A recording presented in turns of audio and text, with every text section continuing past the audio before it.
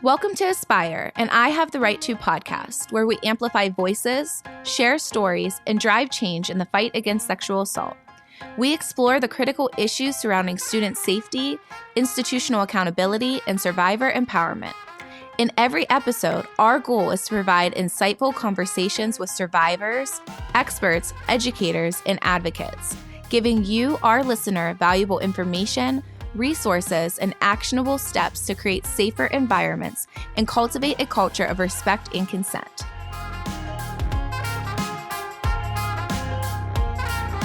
Welcome back to the Aspire podcast from I Have the Right To. I'm Katie Shipp, Executive Director of I Have the Right To.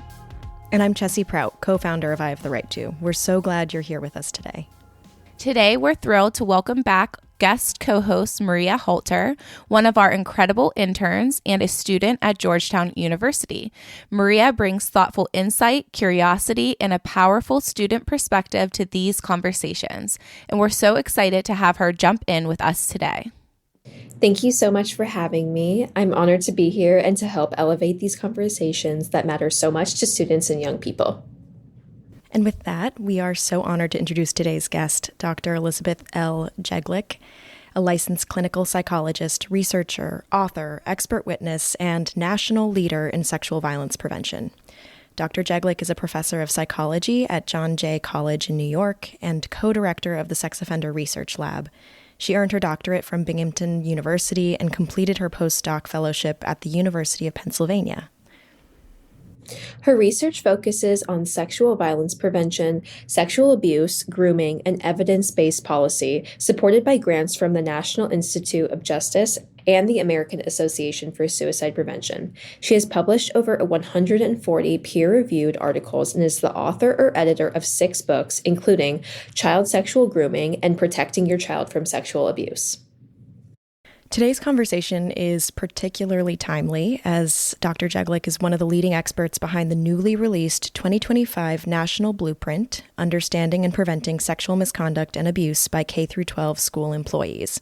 The blueprint translates research into practical, evidence-based steps schools can implement now to prevent misconduct and protect students. And it's available for a free download. Dr. Jeglic, we're so grateful to have you with us today. Thank you so much for inviting me. So, like Chessy said, we're so grateful to have you with us today to share your insights with our listeners. I'd love to start by hearing a little more about you and your path, what brought you into this field, and the work you do today. So I have been studying sexual violence prevention broadly defined for about 25 years. I kind of started by studying perpetrators and focusing on policies and legislation and the effectiveness of it for treating and preventing sexual recidivism. And then around 2008, a few things happened. First, I became a mom. And secondly, there was a really important study that was published that showed that 95% of all sex offenders never had been convicted before. So we were focusing a lot on these legislations for convicted sex offenders that didn't really work. And I thought, we have such a big piece of the puzzle, and sexual abuse is so harmful. We need to prevent it from happening in the first place. And so let's focus on stopping it. And also around that time, I got doctoral student Georgia Winters, who was really interested in sexual grooming. And we kind of went from there and started studying sexual grooming, how it's involved in child sexual abuse, and how it can be involved in prevention initiatives. That's amazing. I mean, as I was reading the blueprint, I was facing my own sort of preconceived notions of the difference between sexual abuse and sexual misconduct, especially between sort of criminal definitions and then the definitions that are just supposed to be dealt with within the community or are non-criminal. So in the blueprint, you describe the inaction and the loopholes that institutions can fall into. You kind of decode the ways in which research is failing victims and survivors of sexual misconduct, the way that schools can fail victims and survivors of sexual misconduct, as well as the teachers who are meant to recognize the signs of abuse and grooming that are happening in their classrooms, in their hallways, in their institutions. And so this national blueprint, this research project is so important in creating that roadmap for schools, teachers, and students to recognize the areas in which they can grow and recognize these behaviors, especially before they become criminal acts. So would you be able to talk to us a little bit about how this project came to be, who you worked with to get it to where it is today, and what you hope the blueprint will accomplish when it's shared widely with schools, administrators, and students? Yes. So I guess there have been a lot of people over the last few decades that have been studying educator sexual misconduct broadly defined. And it was largely Cheryl Shakeshaft who was the first one to really identify this as a problem. And she was the author of the seminal Shakeshaft Report in 2004, which was done at the behest of the Department of Education, kind of documenting and chronicling that this was a really serious problem. Because before we weren't really talking about this. You know, we were talking about the stranger in the white van or sexual abuse that happened in the home. But then, you know, we had the Boston Globe, the priests, and then this Shakeshaft Report. And we kind of are recognizing that it's not just strangers. It's not, you know, just in the home. It's people in our community, people that we trust and we look up to. And so she, you know, really brought this on the map and highlighted it. And then there was kind of like a little bit of a lull, and there hasn't been a lot done. And so I think there are a lot of people that were talking about it from different perspectives. There were people that were doing advocacy. There were people that were studying it kind of from the Title IX educator training perspective. And then there were a few of us that were studying it kind of from a sexual offending, modus operandi, kind of understanding how it happened perspective. But we were all working in our separate lanes.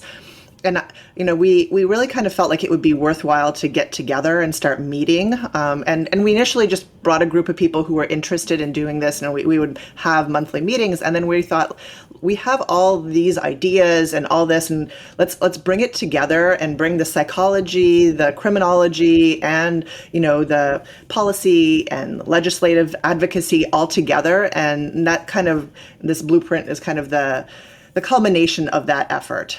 So it was really, myself, Cheryl Shakeshaft, we had Faith Colson, who is an advocate, and she really brought this project over the line. She has Faith's Law named after her, and then multiple representatives of Sesame, which is the Stop Educator Sexual Abuse, Misconduct, and Exploitation organization, Billy Joe Grant, my colleague Georgia Winters, and a lot of different people who are working in this space. So I think it was really great to have all these kind of powerhouses together to contribute to this document that we hope can really make a difference and get people not just talking about this problem, but really acting on it. Because I think we've been talking about it for a while. We now need to act. I think that's great that you all got together to do it. We often all work in our own silos, and I think it's so important to get together and talk about the issue that we're all working on together. I mean, even with the research you did, it's going to inform so much of what we do at I Have the Right To with our programming and training for educators, parents, and students. So it's amazing that there was that opportunity to come together. And also, something I think it's important for our listeners to realize how important it is for researchers like you to exist, because from the research itself, there's not a lot of data out there, right? This data isn't being collected by the Department of Education or elsewhere. So we really are relying on researchers like yourself to go out and collect this data. Hopefully it will be collected on a larger scale, but it just, reinforcing the point of how important it is that these studies are happening. Absolutely. We need data to make informed decisions. If we don't know, the scope of the problem or how it's happening or who's impacted, we can't make appropriate, interventions and policy decisions. And so that data is so seminal. And there's really not a lot of funding or action kind of moving in this direction to get that and to enable that type of data collection. So I think it would be helpful for us to just kind of define what sexual misconduct and sexual abuse is. I know in the blueprint you talk about how it occurs on a continuum, which is often the same language that we use when we talk to our school communities. And you also mentioned that it's usually can include visual, verbal, and physical abuse. So can you share a little bit more about the continuum, how it goes from sexual misconduct to abuse, and how it can be those three different, types of abuse: visual, verbal, and physical, what it looks like and how it escalates? Sure. I think those terms are important because we often talk broadly about educator sexual misconduct. So those can be acts that are both, criminal and non-criminal. At a lower level, we have the visual, which could be, showing images, but once, child sex abuse material comes in, that becomes illegal. It can be verbal by saying comments like, you look attractive today, or you look great in those jeans, to the point where they're using, sexualized language, things like that. And then physical, anytime that there is physical contact, it can be, considered illegal and child sexual abuse. And so while we do have, on the lower end of the continuum, hugs and maybe like shoulder pats and like touching of the hair, we then obviously have contact sexual abuse where it becomes, an illegal act. And so it's really important to understand that a lot of those acts are part of the grooming process. And so, and even if it doesn't, go into something that is criminally illegal, it can still be very harmful to the child and to the school community as a whole. Like our research suggests that experiencing this verbal, sexual misconduct, having teachers speak to you in that way can lead to longer term, negative outcomes for young people. And so, these are people that we're supposed to trust, that we're supposed to look out for. And if they're crossing those boundaries, they're no longer our mentors and looking out for our best interests. They're now, violating the children. And so it's really important that we address it at all levels and we also we talk about grooming, but it starts out at those lower levels and then can progress into contact sexual abuse. So it's so important to really understand the spectrum and to have prevention initiatives across all of it.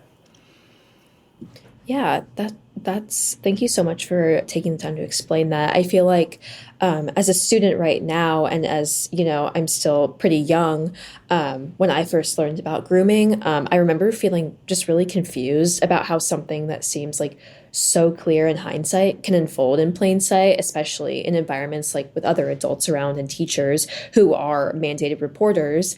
So I was just wondering, could you help break down what grooming actually is and what it looks like, particularly in school settings, a bit more than what you described, and also the key warning signs and how advocates, students, and school communities can recognize it and interrupt it? Because I feel like for a lot of students, they can feel very confused, especially with these people that they're supposed to look up to as teachers. I know that I looked up to all of my teachers throughout high school, and I still look up to my professors today, but that power imbalance can really shift it. So if you could talk about that, that would be awesome. Sure. So grooming, broadly defined, are the behaviors that a perpetrator engages in before the contact sexual abuse happens, and then also post-abuse in order to prevent disclosure. So we have identified, and it's kind of delineated in the document, the sexual grooming model that's content validated, where we have 5 stages where, the perpetrator chooses a vulnerable victim, and they can be vulnerable either because of, psychological vulnerabilities or behavioral vulnerabilities, or they just lack guardianship or supervision. They then gain access to and isolate them. And so, traditionally that would be either separating them physically, taking them on overnight stays. But now we're seeing also, with text messaging, they're able to gain access to kids. And I think that's why we're seeing more educators engaging in sexual abuse these days, because before it was like they'd have to access them either in school or through their parents, but now they can kind of get around that.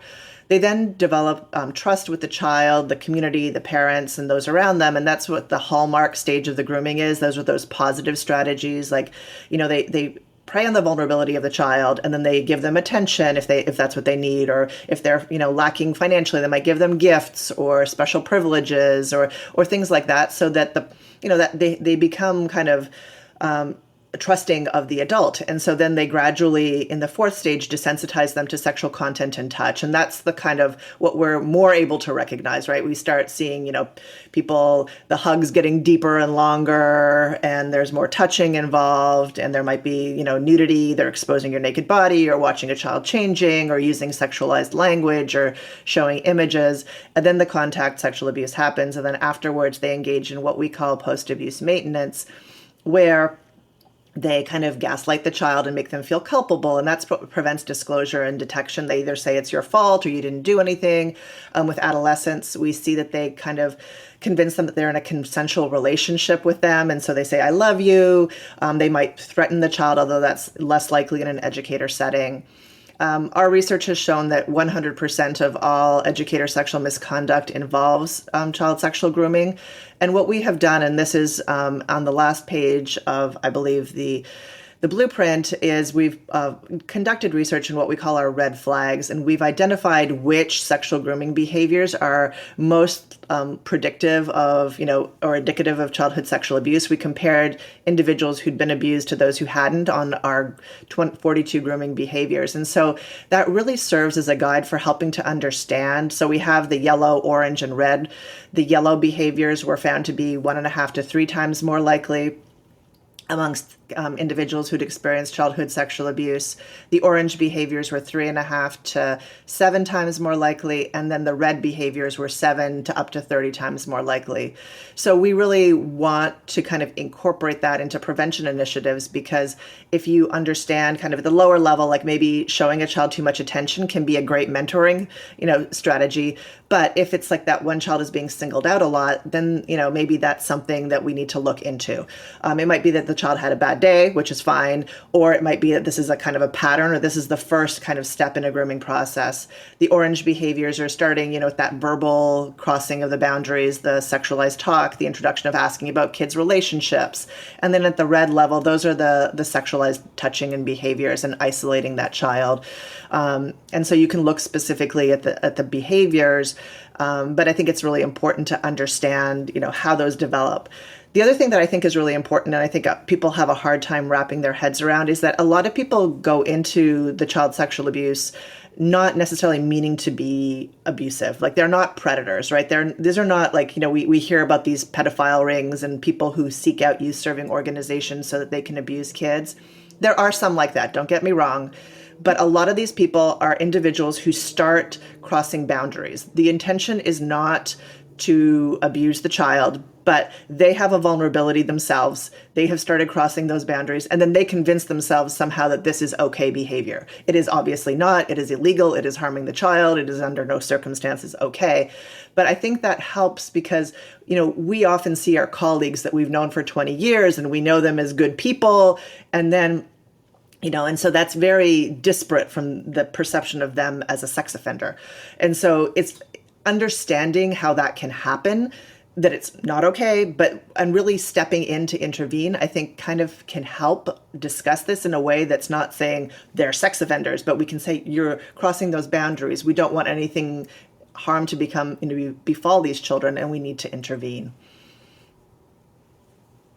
For the people, that's such an interesting perspective to me. So for the people that you feel like maybe they're not typically, like maybe they don't fit into the typical box of what we think of as like sex offender or pedophile, but you think through they start to violate boundaries and then become that, or they don't actually move on to hands-on sexual abuse, but they're violating the boundaries in ways that can be harmful for kids. I'd love to talk a little bit more about that. And do you see that more amongst like older kids than younger kids?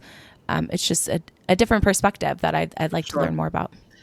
The research suggests that about a third of perpetrators in youth-serving organizations are pedophilic, meaning that they have interest in children that are pre-puberty, so generally 12 and under. Mm-hmm. And those individuals usually go into these situations looking to abuse children, and so they try to gain access to those children, and sometimes through educational, avenues, other times through youth-serving organizations. But a lot of them, about 2/3 of them, they have their own problems. Maybe they're depressed, maybe they have trouble at home, maybe they're vulnerable, maybe they have unresolved issues that they're dealing with. And they have children who now look up to them and make them feel, it's usually in adolescence, like we see this more at the middle and high school level, which is where we're seeing most of the educator sexual abuse these days. And you have somebody who now thinks that, you are a wonderful person. Maybe things aren't going so well at home, and they look up to you and they make you feel good. And then you start crossing boundaries, and that, it's possible that you convince yourself that this is, a loving relationship, that this is okay, that maybe they're almost 16, which is the age of consent in your state. And so, not that it's okay that the child isn't hurt, but, that's how sometimes in these cases, these boundaries are crossed. And I think it's important to understand that, because many of these people are people that that are working with you. And so, I don't think that everybody is vulnerable, but I think that, there are people who can be vulnerable to this, who don't go into it saying, I'm going to abuse this child, but it happens. Mm-hmm. And even more, the reason why it's so important for training of that person and all the people around them. Absolutely. And also the students as well. Yep. Well, and even taking it a step further back, I think getting into students as their students to teach about boundaries and like ethics and their moral code, not just to like quote unquote protect them from abusive behavior or grooming behaviors, but so that when they are then adults, that they don't practice those grooming and abusive and unethical behaviors. Because, everybody was once a child, and so much of what happens during our childhood affects the way that we act as adults. And I think, right now, especially, we are in such a lightning rod sort of time globally in the conversation around childhood sexual abuse, especially with what's happening now with the Epstein files and the conversation around grooming and sex trafficking and what it can look like, and with the brave, the courage of the survivors who are sharing what their experiences were like. It's really frustrating sometimes when survivors have to come forward to kind of cut themselves open, share their deepest, darkest experiences, just so people understand what it can look like and the harm that it causes. But I also think this has to be the time that we start caring more about the issues that lead up to sexual assault, to exploitation, to abuse, to trafficking. And you outline the research outlines such a wildly crazy number that makes me so furious that that the Department of Education doesn't take this research more seriously, that between 5.2 million and 9.4 million public school students will experience some form of sexual misconduct by the time they graduate high school. Is that not enough children harmed to put the hours in, to put the resources in, to bring training to schools, teachers, and students to prevent this sort of harm? It's infuriating to kind of see that. It is. And I think, I think we've been, trying to get the word out there as much as we can, because I think advocacy is really the only way that we're going to make these changes. It's estimated that 1 in 10 students will experience some form of educator sexual misconduct by the time they finish K through 12, and that a little less than 1% will experience contact sexual abuse. So when you extrapolate that to the U.S., student population, that's 500,000 kids that are going to be sexually abused by a teacher by the time they graduate high school. And so this is a really serious problem. And, it's something that is entirely preventable. And so that's, really the impetus for writing this blueprint, is so that we get this information to the people who can make change, and get the word out there. Because there's a recent study that kind of came out that looked at sexual abuse within youth serving organizations, and it found that the big six, which are kind of the Boys and Girls Club, the YMWCA, Big Brothers, Big Sisters, they've seen a decrease in the last 20 years because they've really kind of gotten on board with policies and procedures and child safety. But in schools, we're seeing the opposite trend. We're seeing more sexual abuse being reported within the school setting. And so I think it's really important that we start thinking about why that is. Why are we seeing more? I think text messaging and social media is part of it, because they can now access kids more easily. But also what else is going on, and what can we do to prevent it from happening, knowing that this problem is not in fact shrinking but growing. Yeah, and is to give us sort of like some hope / actionable items. Could you share with us who these people are that could make these changes? Where do we go to? Who do we call? Who do we share this this report with to say, look, here's the evidence. We need action in our communities. Yep. I think first and foremost, school boards and your school principal bring this to their attention. This is happening across the board in every community across the nation. Just look at the headlines every single day. There are multiple stories of educators who are engaging in inappropriate behaviors with kids. And it's not just men, it's also women. And so this is not an isolated problem. This can happen at your school. And so if you want to protect your children, take this document and share it with your administrators. And schools are getting sued. There are multi-million-dollar lawsuits. And so while, obviously no amount of money is going to eradicate the harm that is done to children, it can hold people accountable, and so in order to prevent having to pay out lawsuits, they need to put in policies and procedures that are now the standard of care. I think maybe, years ago we could say we didn't really understand the scope of the problem. We didn't know what it was. Now we do. Now we are shouting from the rooftops, you have to do something. And so saying that you didn't know that it was a risk is no longer acceptable. 1 in 10 kids is no longer acceptable. You have to do something about it. And then on a larger level, we have to talk to state legislators because education is a state issue. But we also have to, at a national level, really make this a priority and really kind of get that message home that we value our children and that sexual abuse causes such significant long-term harms to kids, psychologically, physically, socially, economically, and we can prevent it. No single child needs to be abused. Like, it is 100% preventable. So if we make this a national priority, we are all talking about it, we are all working to eradicate it. I think that we can absolutely do that. And, also, having these conversations at home with your kids, so parents getting informed about grooming and what they can do, because we can't just depend on, educators to do everything. We have to also, within the home and within our communities and within our organizations, really take that message to heart as well. I agree with that so much. So when we go into school communities, we really try to work with our school partners to meet with the students and the educators, but we always want to do a parent workshop as well. Because the conversations have to be continued at home. And it's interesting because I think I often say this, but when I first started doing this work back in 2012, and I would tell people the type of work that I did at the firm that I was at, that I represented survivors of childhood sexual abuse, back then they were kind of changed the subject and they didn't want to talk about it. Whereas now they ask more and they want to know more.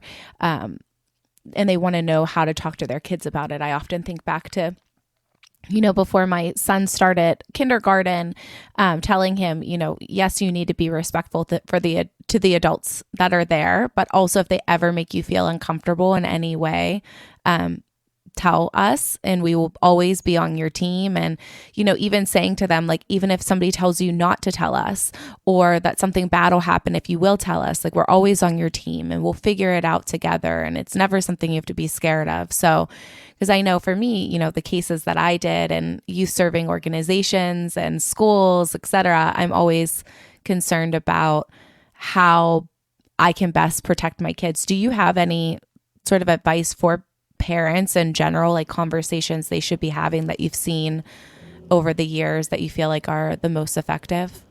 Yeah, I think this is, I grew up in the American Pie generation where it was one and done, right? You had that really awkward conversation and that was kind of it.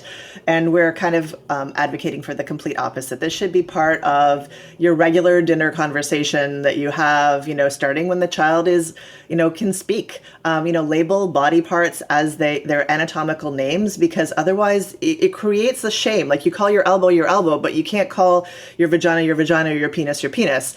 And there was actually a really important study that was done back in the 90s, and they asked pedophiles, like, how did you choose the children that you chose to abuse?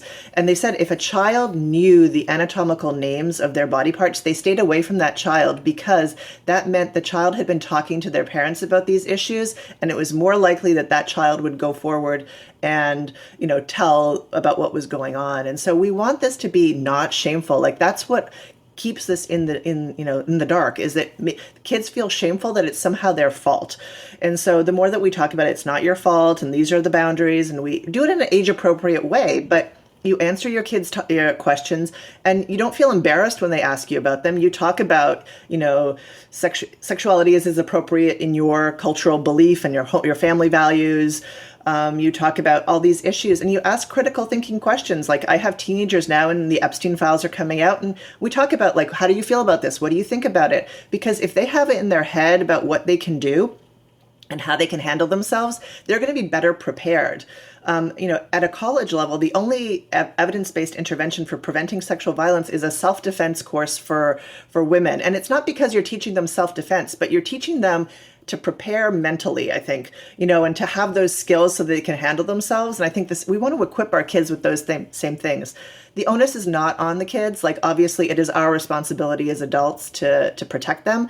But at the same time, sex abuse happens in private, and we can't be there 100% of the time. And so we want to equip them and be there for them and have this open dialogue. And, like, say, like, does anybody ever make you feel uncomfortable? Why is that? How did you handle it? How would you maybe do it differently next time? Or this happened to so-and-so. What would you tell them? And if you see something happening, because we want to teach them to be active bystanders, what would you do?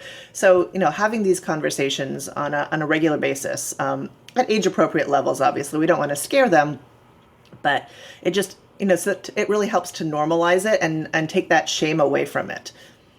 There's so many more wonderful resources now than there were even, I would say, like 5-10 years ago. I mean, there's so many books on the topic that I love reading with my kids. And there's this woman on Instagram, and she has a song. It's called Stop is the Magic Power Word. And my 4-year-old absolutely loves it. And I went in for her parent-teacher conference a week ago, and her teacher said to me, quote, "Your daughter has very powerful nose." That's a good thing. Yeah, exactly. So we talked a little bit about the policies and laws that exist on the federal and state level. I'd love for you to tell us a bit about what you think individual school districts should be doing. What policies, codes of conduct, ethical guidelines they should have in place to protect students. I know us as an org, like, we have a safeguarding policy. You're not to, text somebody who's under the age of 18 without somebody else on the team on the text message, just different safeguards in place. But I'd love to hear what you think school districts should be doing, and even more widely, what nonprofits or any youth serving orgs should be doing. Sure. So I think, a lot of schools have a code of conduct, and it says, like, behave ethically. But what does behave ethically mean, right? And so I think that's where the grooming behaviors come in, and really training to those behaviors, and have strict, I think maybe maybe it's okay for kindergarten teachers to still, give or get hugs. But, at the high school level, like, in so many of the cases that I see, there's hugging going on, and, extended hugging, and everybody saw the hugging. And it's like, we shouldn't really be hugging people at a high school level. And so having, clear boundaries and what is potentially grooming behavior, but then also having policies and procedures in place for when you see those lower level, those yellow behaviors, because not every yellow behavior in and of itself in isolation means that person is grooming the child. But if we're seeing those if we kind of note it in the file, and we see those yellow behaviors again and again, that maybe is an indication that something is going on there, and we need to investigate and maybe, separate that child from that person. We also have to do mandated reporter training, and so what I see oftentimes is, like, they either get, like, a very generic, like, 3 slideshows, like, with one of those slides is sexual abuse, or they do online trainings. And that's not fostering a culture of safety, right? And so, we have, like, the Title IX coordinator, and you hear Title IX and check the box Title IX. And Title IX was originally, made for, gender equality and educational opportunities, right? So that boys and girls were having equal opportunities for sports and things like that. And then it got put to sexual harassment at the college level and eventually expanded to K through 12. But that's not the purpose of it. Like, while that's the federal legislation that's involved, I mean, it kind of means don't harass the kids. And obviously, we shouldn't be doing that. But I think we have to really label it sexual misconduct. And we have to talk about that and have these open conversations. And organizations that really adopt this culture of safety, they're having these conversations at their faculty meetings. They're doing activities to kind of keep it on the forefront of everybody's mind. How can we do this? And they're doing these trainings in person because, I know when I do a lot of my trainings, you kind of just skip through it or, you try to get it over with. And we want to make sure that people are engaged and thinking about these things on an annual basis. And so, we want to teach kids about it. We want to teach parents about it. We want to teach educators about it. And, having ways that they can, if they see something, to say something, but it's not necessarily going to mean that their colleague is going to get fired, but they might be observing a boundary violation and they're trying to keep the kids, but also their colleagues safe, right? So we want to have those policies and procedures in place. And I would incorporate the red flags into any kind of training that is done as well to really understand what those behaviors look like and how it can, gradually go from pretty innocent boundary crossing behaviors to something that can be much more nefarious and harmful. Yeah, that's so important. Thank you for talking about that. I feel like, so as a high school student, growing up in like public education, we were never really talked to about this. This was kind of a topic actually that did come up in another school in my district, with like what you were saying in the beginning about the texting. That was actually what ended up getting a district-wide ban on students communicating with teachers or adults in the school through any sort of texting communication. It had to be on a group app with multiple teachers, at least, if it were to be like a sport or a club that you needed to communicate, just to kind of prevent that. But I feel like if there were to be some type of training like you were talking about, that could have definitely been avoided. And also, like, as I moved into like the university and college space, I started to I became a peer educator for the freshmen and for different clubs to talk about sexual assault prevention and consent education and what consent looks like in different scenarios that can take place within college, just to really kind of get that out there for everyone who was involved, who was coming into school and also involved in different clubs with different power dynamics. Do you think that those kinds of trainings, have you seen them be beneficial within like student to student, especially when we're talking about like kind of recognizing as growing into young adults, and recognizing the importance of setting boundaries and looking into like what sexual misconduct can look like and the ecosystem of enabling those types of behaviors? Absolutely. And the other evidence-based interventions are actually done at the middle school level, where it's kind of like a healthy relationship intervention. And because 40% of child sexual abuse is perpetrated by another youth. And so we really need to teach kids, because nobody goes and says this is what a healthy relationship is. For the most part, we don't get that education. You see it, modeled around you. And if you don't have good role models in your life, you don't really know how to do it and how to navigate, some of those things. And so having that education, I think, is really so important, having those conversations. And as they continue into young adulthood, as people are becoming, increasingly sexually active, I think it's really important to understand all of those dynamics and to have those conversations. I think one of the best things that we can do is talk about this. The more we talk about it, the less likely it is to happen. It takes it out of the shadows and makes it something that we are all really recognizing and understanding. And, I see my young people kind of talking about it in a very different way than we would ever talk about it. And their understanding is definitely increased. And going back when you were talking about, policies and procedures, and absolutely, I think there is no excuse not to have any kind of texting, social media, email contact policy, and also software monitoring in place. The only thing that I suggest is just because you have it in place, you need to monitor it. So, what I see oftentimes is there might be, there are texts that are emails on the system happening at like 1, 2 o'clock in the morning. Like, somebody needs to flag that and look at it. or there might be a lot of emails. They might be like innocuous. Those buzzwords are not happening, or they use a different word on the school system.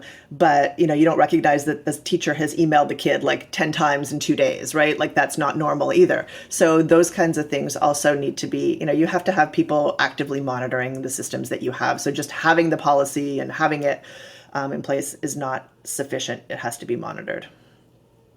That's so true. It is kind of like practicing consent and healthy relationships and boundaries is not something that you can do once. It's not a single time training. It's something it's like a muscle. You've got to work it all the time, continue to have conversations about it. And so much of what happens, the abuse that happens at schools, ranging from harassment, bullying to abuse and sexual misconduct, happens in the darkness, which I think it's so important for students to speak up about instances of abuse that they've experienced or anything that's going on in their lives. Now, it really does depend, though, on the school's capability to handle that information, I believe. A lot of schools and teachers are not well equipped to be able to handle or receive disclosures. Thankfully, in most of the schools that I've been able to visit, I've been able to meet with the counseling teams and administrators, and they always have plans in place for in case a student discloses during any of my presentations, because that often does happen. And teachers have expressed how grateful they are to finally understand why one student has been having so many, issues at school, connecting with people or connecting with other students. And they finally kind of have that aha moment of, well, of course, there's something else going on, regardless of, what it actually is. But I think it's so important for us to recognize that teachers, and this is mentioned in the research, that teachers and administrators are given so many responsibilities beyond what they teach in the classroom. They, especially, I went to a boarding school for a year and a half. In the boarding school community, the teachers are not just teachers, they're house parents, they're parents to their own children, they are coaches, they are club leaders, they're department heads. They have so much going on that they have to deal with, that this issue of interpersonal boundaries and abuse and misconduct and bullying becomes something that is kind of like the easiest first thing to throw away. How do we shift that? How do we change that? And how do we recognize, I think now is the time to recognize that this has to be addressed by school institutions and places that have the power to then lighten the teachers' loads and reprioritize what we should be focusing on when we think about student well-being and health. And I think that's a really excellent point. First of all, the majority of our teachers are excellent, and they are upstanding citizens and do great jobs. I mean, they have one of the hardest job out there, and they do have a lot on their plate. And I recognize that this is yet another thing. But when we look at the whole student model, right, this is a really important part of that. And every educator wants every child to be safe. That's their goal, like to be, they're safe, they're educated, and that they're succeeding. And so we want to equip them with the tools. And I think your point, speaking to this, like if you've never had a mandated, like you're a mandated reporter, you see the PowerPoint slides, but it's hard to really understand how you deal with that when you see something. And that's where, again, those critical thinking conversations come in. And that's where these like trainings that you're doing, that other organizations are doing, or even that are happening within the school are happening, because you have examples, you have critical thinking situations. You say, oh, but this happened. How would I handle this? And everybody kind of like, you talk about it at faculty meetings. And, so therefore you have this understanding. So when it does happen, you know what to do. But that we're also like from a community perspective supporting the teachers. So this is not just all on them. You have the guidance department that can be helping, that can be doing in-service trainings. You have and that culture of safety, I think, that's coming from the top down. Like I think, while our administrators also have their plates full, I think it has to come from the board, it has to come from the principal, the vice principal, and that has to be communicated throughout. And if teachers feel supported, then it doesn't feel like the entire load is on them, right? That we have like a team approach with the parents, where applicable, being part of that team and trying to bring them in and continuing these conversations and having opportunities for parents to learn and continue conversations at home. so that it's not just like this one and done, that we're not just doing like our 20 minutes once a year and checking that off. But that it really is permeating like every aspect of the school culture, and it's part of that whole student kind of approach. And it is almost exciting to see that the 20 minutes once a year sessions are not enough anymore, and that we're recognizing that, because there weren't 20-minute sessions once a year for so long. So it is, that piece is encouraging in some sort of weird backwards kind of way. But yeah, the work that you're doing is so important in creating that sort of momentum that parents, teachers, administrators, institutions need to be able to say, okay, we can make this a priority now. So as we close, we just want to like wrap up with every thought that you've given us, which has just been so incredible to hear. And we just want to know what gives you like hope for the future of sexual misconduct prevention in schools, and what practical steps or advice would you give to students, parents, and educators to help create safer communities within school and outside of school? I am hopeful. I am hopeful that we can create a world free of sexual violence for our children. I think the fact that I'm even here today and having this conversation with you, and that you have your organization and you're going out to communities, I think speaks to the fact that we are now more open to it and we are talking about it. And I think, obviously awareness creates momentum for change. I think that everybody needs to hold, we have to have a high standard. I think students need to, tell their parents they want to learn about this. Parents need to tell their schools they want to learn about it. Schools need to tell their legislatures they want to have policies and procedures in place to support them. I think it's really like that socio-ecological model. We are all kind of working together to do this. It's not just one person. I think I kind of advocate for the Swiss cheese model. If you think about a piece of Swiss cheese, that has the holes. And so like you can't block each hole, but if you layer the Swiss cheese on top of each other, then, it's impenetrable. And I think that's the same thing with child sexual abuse. There's so many pieces of it, and we just have to layer all those on. Like training alone probably is not going to cure the problem, and awareness alone is not going to cure the problem, and legislation alone is not. But when we combine all of those things, then we create this safety net. And I really very firmly believe that we can do that, and it involves every single one of us, as individuals, as parents, as community members, as members of organizations. We all have to say this is a priority and we need to do something, because 1 in 20 girls and 1 in 7 boys will experience childhood sexual abuse, not just in the school, and we have to keep all those kids safe. Schools obviously are an important target, but it's a bigger picture than that. And so, but I think we do absolutely need to hold, organizations accountable for making these changes. I love that. I actually have never heard of the Swiss cheese model, and I feel like I'm going to use it all the time now because it's such a perfect visual. I think, just to echo it, the more we talk about it, the more we take it out of the shadows, right? And these conversations are so important in just sharing in any way we can. So Chessy shared her own I Have the Right To statement nearly 10 years ago when she bravely came forward as a survivor in high school and went on to co-found our organization, I Have the Right To. As part of that tradition, we like to ask our podcast guests to complete their own I Have the Right To statement in a way that's meaningful for them. So I would love it if you're willing to share an I Have the Right To statement that feels meaningful to you with our audience.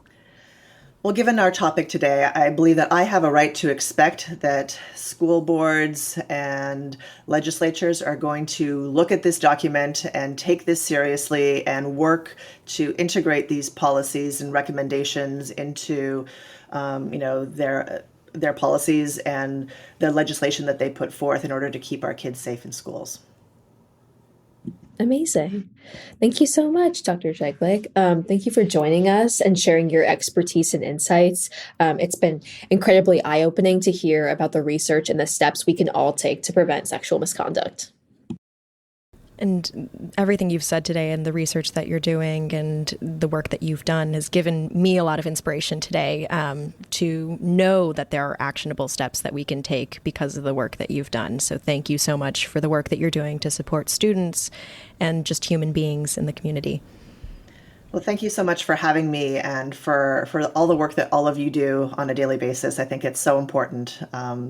And, I hope that people listening are going to, take actionable steps themselves and share this document with their school boards, their principals, and, lobby legislators so that they make these changes. Definitely. And for our listeners, we'll make sure to put the blueprint in the show notes so that you can check it out, read it, and share it. I know I have shared it widely with my community, the principals, and I'm planning on sending it to the school board as well. So I recommend everyone share as widely as they can. And again, thank you. Your insights have given us so much hope and practical tools to create safer environments for young people everywhere. And to our listeners, stand strong, speak up, and support each other. Take what you've learned today and use it to protect yourself and your community. And remember, you have the right to.